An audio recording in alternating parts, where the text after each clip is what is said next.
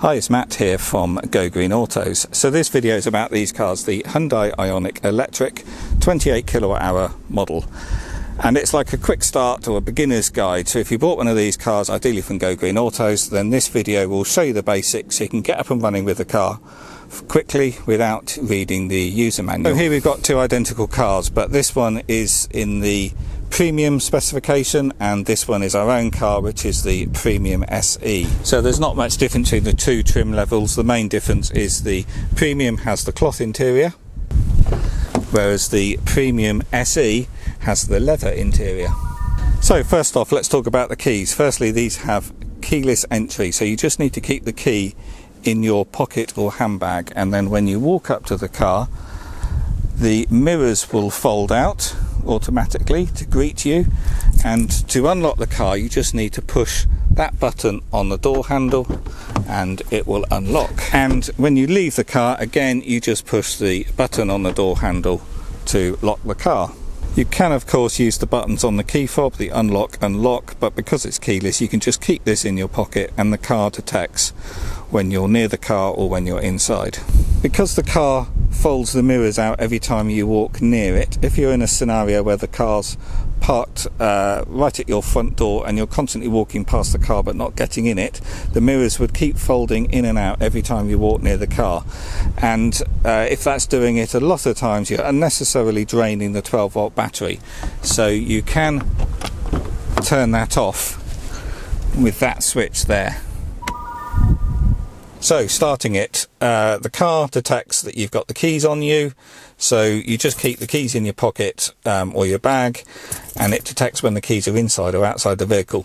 So to start it, you put your foot on the foot brake and you simply just give the start-stop button a quick push, and then the car switches on and it's ready to drive when you get that green ready symbol lit up there. Of course, being electric, there's no noise, vibration, no engine running. So if it's the first time you're driving electric, it will feel a little bit weird to start with because nothing's happened apart from the dash is lit up and you get that chime. But from this point onwards, we're ready to drive. So to drive, you keep your foot on the foot brake, and this is your gear selectors. So you've got drive, reverse and park, and you've also got a neutral, but in reality you never use that. The only time you'd use that is if you were getting recovered onto a tow truck or towed. So with your foot on the foot brake, you simply press D for drive. You can then hear the electronic handbrake automatically release, but you've got the handbrake switch here, but that's released automatically. And then you just simply lift your foot off the foot brake and onto the accelerator, and from this point on you drive the car like an automatic. And then when you've come to a stop, you keep your foot on the foot brake and then you just press P for park and then put on the handbrake, and then at that point you can then press the stop start button to stop the car. And if you want to use reverse, obviously select reverse. You get the camera there up on the screen. You've also got sensors on the rear as well, but if it's a premium SE you also get sensors at the front. When you've done your reversing, again you just press P to park and put the handbrake on. So as I said, driving these is like driving an automatic. So obviously with an automatic you've got no clutch, so your left foot here doesn't do anything. You just keep it on the footrest. Do not try to drive two-footed like I've seen some people do. That isn't a good idea with an automatic. This leg doesn't do anything and you just drive with your right foot. So that means you can't press the accelerator and the brake at the same time. So let's just explain the dash layout. So over here is your fuel tank. So that's your battery pack, and you treat it just like a fuel tank gauge. We can see here that this car is fully charged, and as the battery drains it will drop down. This is information that can change. This is your speedo, very simple to understand, and then this is your power meter. So you can treat this a little bit like a rev counter in a traditional petrol or diesel car. If you want to drive economically, you want to try to keep the bars in the green eco area. If you were to stick your foot down and drive fast, it raises up higher into the power area. And then when you lift off the accelerator and the vehicle's slowing down and you're getting that regenerative braking on the motor, that's when it dips into the charge area. And the further it drops into the charge area, the more charge you're getting back while you're slowing the vehicle down. And your estimated range is always shown there in the middle, but of course it is an estimation and it's based on recent driving history and your driving economy. So let's talk about the regenerative braking. So when you've got it in drive, you can see you've got a little symbol there at the bottom of the dash, a little blue battery symbol with some arrows, and that shows what level of regen you are in. And you've got 4 levels of regen on this car, and you've got paddles at the back of the steering wheel here with the same symbol as that on the dash. So on your left side, this increases your regen up one at a time, and then on your right side that reduces the regen. And as you click that, you can see we've gone to level 2. Click it again and we've gone to level 1, and then I click it again and we've gone to level 0. So this side is reducing the regen, this side is increasing the regen.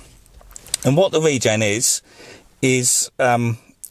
engine braking effectively. So when you, on an electric vehicle, when you touch the accelerator, you're putting electricity in the motor's turning and you're driving along. As soon as you lift off the accelerator, you're not applying any electricity to that motor, but that motor is still spinning because of the kinetic energy of the car going forward. So at that moment, instantly that motor turns into a dynamo and starts generating electricity, which goes back into the battery pack, and that obviously recharges the vehicle while you're slowing down.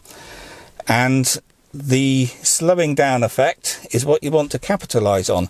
So what you want to do is read the road ahead a little bit more, and when you're coming to a junction or a roundabout or a corner, you lift off the accelerator maybe a little bit sooner, capitalise on the slowing down effect of the motor because you're putting your charge back into the battery, and then you're doing all your slowing down without touching the brakes.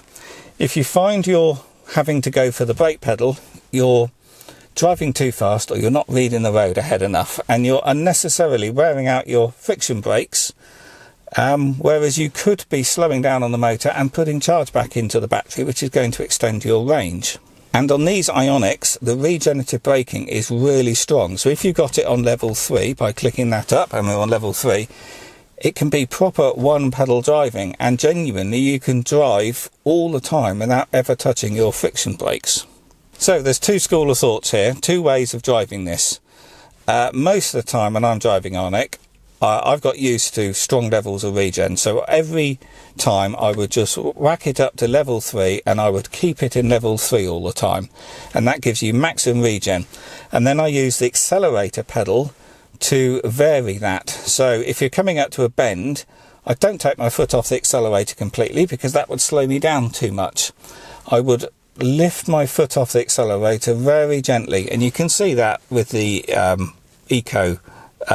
your power usage gauge here, and you can see it drop into the charge. So yes, if I just want a little bit of gentle slowing down, a little bit of gentle braking effect, I would just lift the accelerator off just a little bit, and that would slow me down enough to get round the corner. And then if you want a bit more, you obviously lift off a bit more. So if you leave it in level 3, you can do all your driving level 3 if you're more gentle with the accelerator and feather it off a little bit more rather than lifting it straight off. But when you're getting used to that, it might be that you might want to start off on level 2 or level 1 and get used to the vehicle a little bit more.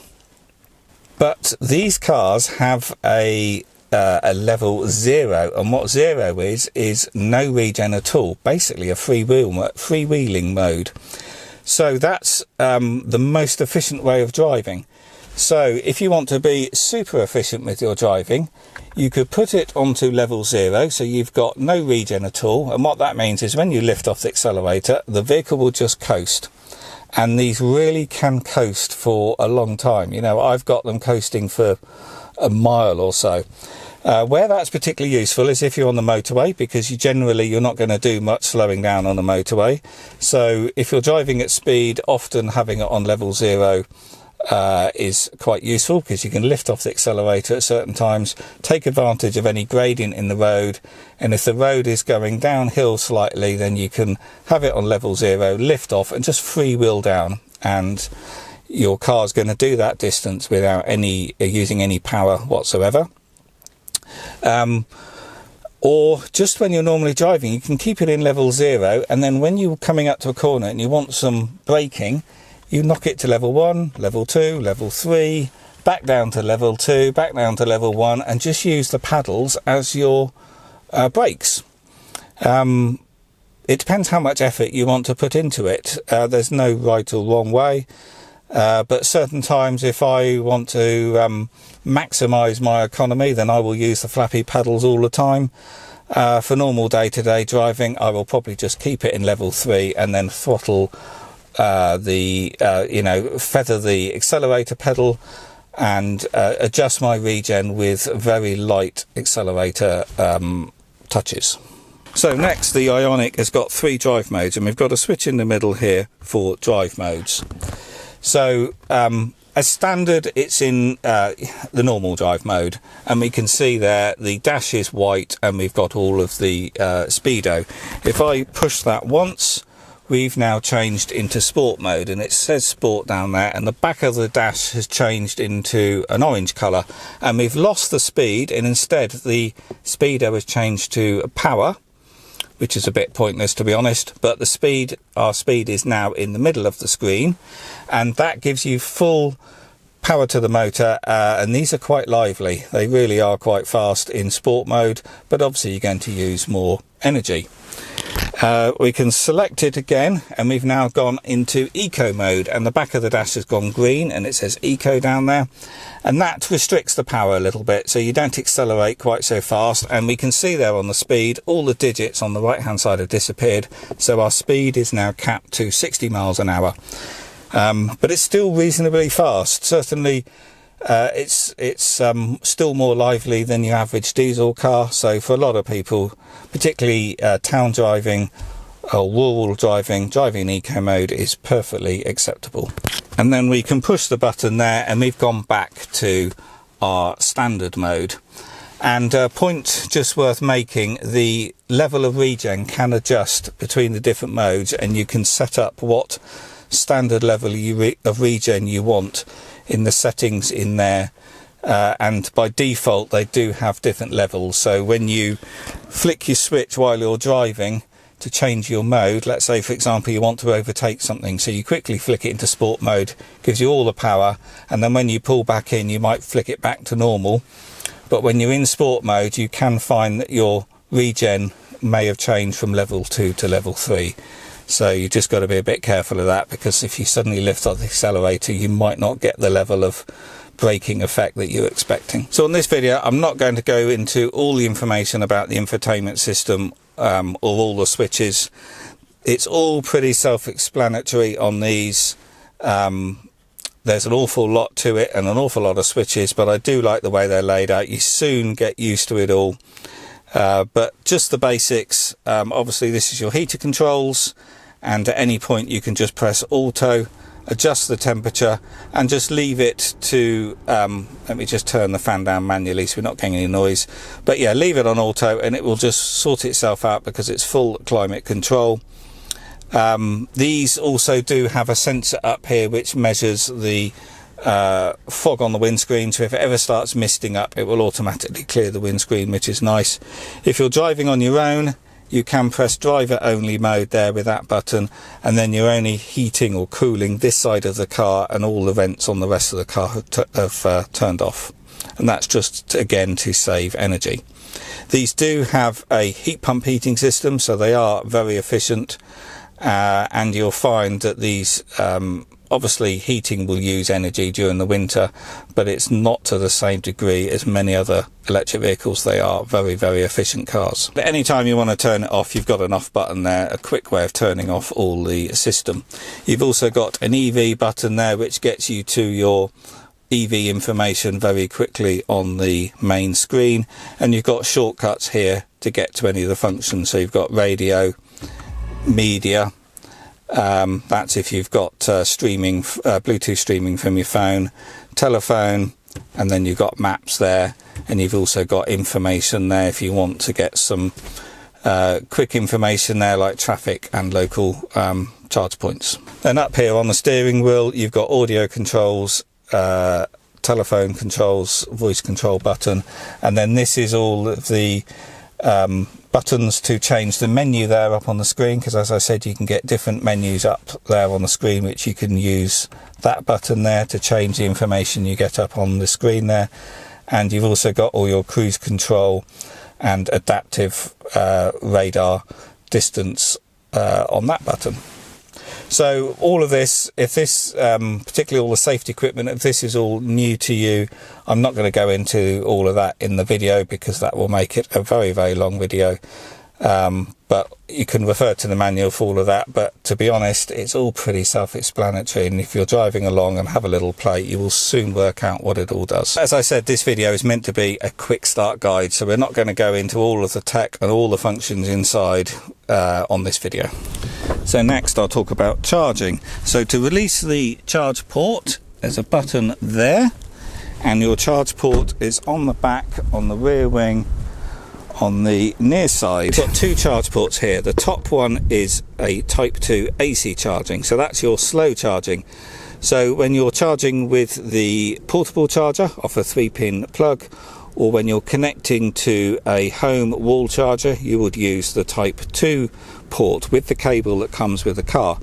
And when you're public charging on any slow charging stations, particularly in car parks and on the street, they're often AC, you will use the slow AC port at the top there. The second port is your DC rapid charger, and this is called a CCS charger. So you would use this when you're getting a rapid charge when you're on a journey. So you would find these in motorway services, also petrol forecourts now, and some chargers on the streets might be DC rapid charging. So this is where you get that quick 30-minute charge while you're waiting, and the AC charging port is when you would charge when you're not using the car. So overnight when you're asleep, or when you're out shopping, you would be using the slow charging port. And then in the back of this car here, we have got two charge cables. So this is our Type 2 to Type 2. So this plugs into that AC charging port at the top, and this end goes into your wall charger, and all chargers are Type 2. So whether that's your wall charger at home or at work, or all public AC charging posts and ports and chargers all have Type 2. And then this end again is Type 2, but you can see a different socket. That's the end that plugs into the car on that socket on the side. And then here we have a portable charger, often called a granny cable, and again we have got, I'm not going to get it out, but we've got the same connector as that for the car, and then on the other end we've got a 3-pin plug. So these are handy when you get the car initially, because you can charge on a 3-pin plug, but this is going to charge much slower. These can only draw 10 amp, whereas if you're using a proper wall charger, you're going to draw 32 amp, and that's why the cable is so much thicker. So that using a proper wall charger, you're going to charge 3 times quicker than you are using a normal main socket. So these are handy initially to charge the car until you get your wall charger installed, but it's also handy to keep this in the car, so if you're going to visit friends and family, you've always can charge the car slowly but on the 3-pin plug. I would just say you also want to keep this cable in the car all the time, because if you're ever out and about and you want to use a charger in a car park, you need to use your cable. So don't leave that at home, keep it in the car, because you never know when you might want to get a charge, particularly if you're in a car park where they've got free charging. If you don't have your cable with you, often you won't be able to use the chargers because they are just sockets. When you're rapid charging using that DC CCS port, you don't need a cable, because on rapid chargers the cable is always built into the charger, because it has to be about that thick, because it's delivering 50 kilowatts or more. so the cables are always on the rapid chargers. You only need your own cables when you're charging slowly on AC. And the car controls the charger, so you plug in, and when the car gets to 100% it turns off the charging. So you can't overcharge these, the car will sort it all out. And if you're going to take advantage of cheap rate overnight electricity, you can schedule all that on the car. So let's say, for example, you're going to get the Octopus Go tariff, where your electricity is a third of the price between the hours of 12:30 and 4:30 in the morning, and most electric drivers will move on to a tariff like that, so they get cheaper energy during the night. You can schedule that on the car, so you press the EV button and then charging and climate settings, and then we've got off-peak tariffs activated, and we can click there. Let me just turn the radio down. We can see there in this car it's enabled to start charging at 12:30 in the morning and switch off at 4:30 in the morning. So that's going to only charge during those times. You can also schedule your car to precondition, and in this case we've got a schedule set there for 8:30 in the morning, and while the car is connected to the charger it will switch on and get the car ready for 8:30 in the morning. So it's a really nice function on electric cars, and most vehicles do this. So particularly nice in the winter, because you get into a warm car and all the ice has melted off the window, so there's no scraping of ice or frost in the mornings as long as you're using this function. And then what it means is the car has got warm for you, so when you disconnect from the charger you've still got 100% battery, 100% range, and the cabin's already warmed up. So when you do your drive, maybe you don't need quite so much heating on, or if it's a short drive you won't need heating on at all. So it gives you maximum range during the winter, and it does the same in the summer. So it will cool the car down, so when you get into the car everything's done already, and maybe you can then not use the air conditioning quite so much, and it's all about maximising range and maximising your driving economy. Just a quick mention on driving these in the winter, because obviously heating does draw a lot of electricity, and you will always get less range in the winter, particularly if it's really cold, for two reasons. Firstly, heating takes a lot of energy, and also when your battery is cold it's also less efficient, so it will store less energy. But with these cars you have heated seats and a heated steering wheel, and that's a lot more efficient to use those than trying to heat all the air in the car. So there's a few things you can do on the Ioniqs to maximise your efficiency during the winter. Firstly, if you're going to use the heating, use driver mode only, if you're on your own of course. Use the preconditioning. That makes a huge difference, so the vehicle gets ready before you get in it. But use the heated seats, and we can see here we've got 3 stages of seat heaters, and use the heated steering wheel, and the button for that is just there. And it really does work. You can be in a cold car, but if your hands are warm on the steering wheel and your bum is warm on the seat, it really does warm you up. And many times I've driven cars in icy conditions and had the heating off but had these other functions, and it's good enough to do that, and that's a lot more efficient. That uses a lot less energy than the heater does. So this car has also got cooled seats, and you get this function on the other end of the switch, and that's because this is a premium SE model which has the leather interior, and what that does is that blows cool air through the perforations on the leather. To be honest, that's something you only need because it's got leather seats, because obviously leather gets very hot when the sun is on it. On the standard premium model, like the yellow one there with the cloth interior, you don't get that function, but again you don't need it with cloth interior because the seats don't get hot like they do with leather. If you're using scheduled overnight charging, there is a button here which allows you to temporarily disable the schedule so you can charge during the day. So let's say, for example, you've pulled into a car park during the day and you want to get a charge while you're shopping, and you're using the overnight charging schedule that's set up in the car. You need to turn it off by pushing this button, and that will temporarily disable that schedule charge so you can get an instant charge. It's very easy to forget, so if you are using scheduled charging, you might go and plug in during the day and then when you come back your car hasn't charged because it's waiting for, in this case, 12:30 in the morning. So that's your override switch to get an instant charge. But this is all on AC only. Whenever you plug into the DC rapid port, which is the CCS charger, you're going to get a charge regardless of the schedule.